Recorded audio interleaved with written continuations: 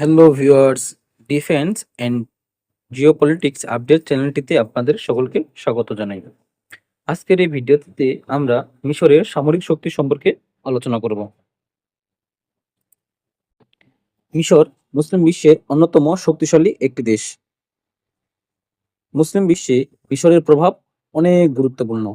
এছাড়াও মিশরের যে ভৌগোলিক অবস্থান সেটা অনেক গুরুত্বপূর্ণ, কারণ মিশরের মধ্য দিয়ে গিয়েছে সুয়েজ খাল, যেটা বিশ্ব বাণিজ্যের যে প্রাণকেন্দ্র বলা হয়। তো চলুন দেখে নিই মিশরের সামরিক শক্তি কিরকম। মিশরের টোটাল সৈন্য সংখ্যা আছে 12,20,000।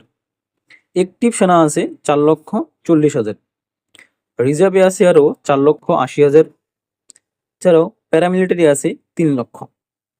এয়ারফোর্স অর্থাৎ বিমান বাহিনীতে সদস্য সংখ্যা 50,000।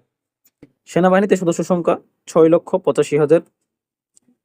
নেভিতে অর্থাৎ নৌবাহিনীতে 32,500। তার বিমান বাহিনীতে দেখে আসি। মিশরের বিমান বাহিনীতে এয়ারক্রাফট আছে 1,093টি। তার মধ্যে ফাইটার অর্থাৎ যুদ্ধ বিমান আছে 238টি। ট্রান্সপোর্ট আছে অর্থাৎ পরিবহন বিমান আছে 61টি। ট্রেনার অর্থাৎ প্রশিক্ষণ বিমান আছে 345টি। স্পেশাল মিশন এয়ারক্রাফট আছে 11টি। ট্যাঙ্কার ফ্লিট নেই। হেলিকপ্টার আছে 348টি। অ্যাটাক হেলিকপ্টার আছে 100টি। ল্যান্ড ফোর্সের দিকে দেখি। মিশরের ট্যাঙ্ক আছে 3,620টি, যা পৃথিবীর অন্যতম শক্তিশালী ট্যাঙ্ক বহর। ভেহিকেল অর্থাৎ যানবাহন আছে প্রায় 41,000।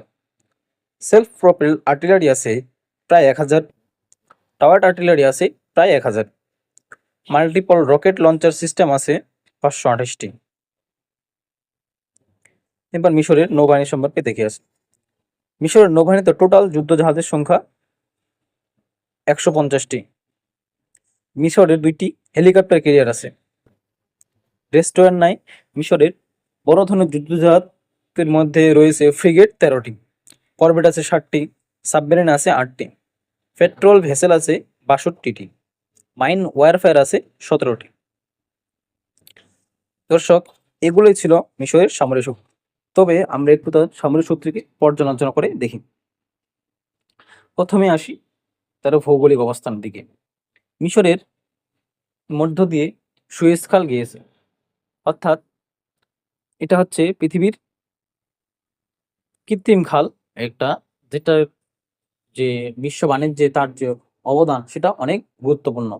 মিশরের কথায় আছে যে আপনি পৃথিবীর যে কোনো নাগরিক হন, আপনি সুয়েজ খাল দ্বারা অবশ্যই উপকৃত হচ্ছেন।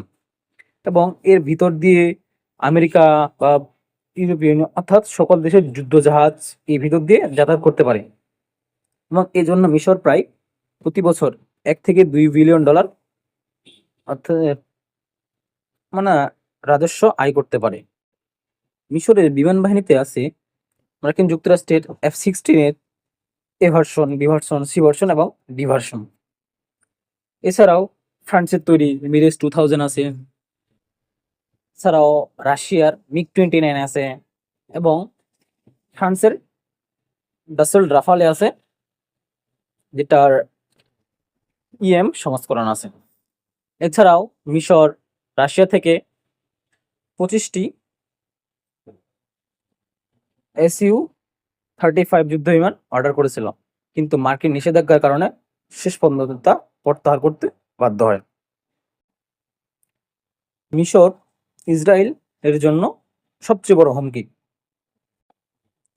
কিন্তু পশ্চিমারা মিশরকে অর্থাৎ মিশরের সামরিক বাহিনীকে এমনভাবে ডিজাইন করেছে যাতে মিশর ইসরায়েলের বিরুদ্ধে দাঁড়াতে না পারে।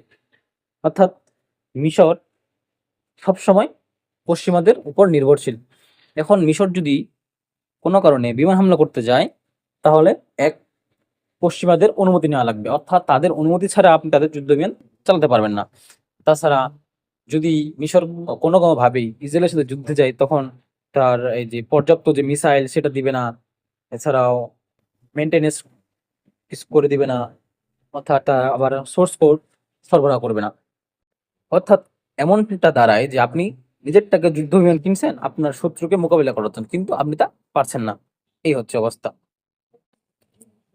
মিশরের নৌবাহিনীও অনেক শক্তিশালী।